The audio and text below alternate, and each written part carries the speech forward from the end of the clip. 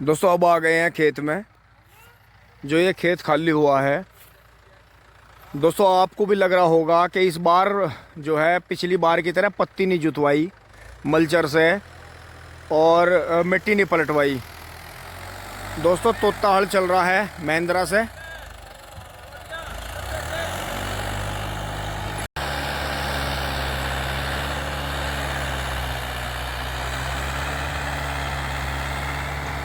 तो दोस्तों वजह ये रही कि मील इस बार 1 महीना लेट चला और 1 महीना मील लेट चलने की वजह से अब फटाफट इसमें जुताई करके तोता हल चला रहे हैं आज।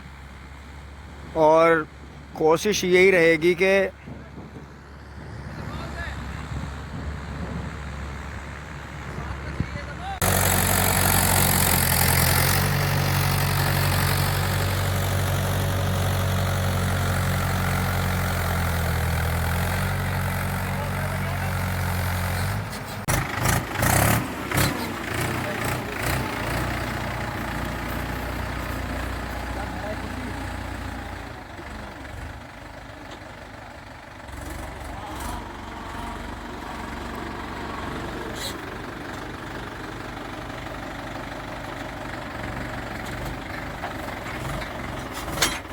बबलू दीवार से बचा के।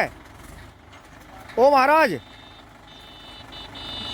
बबलू दीवार से बचा के ले जाइए।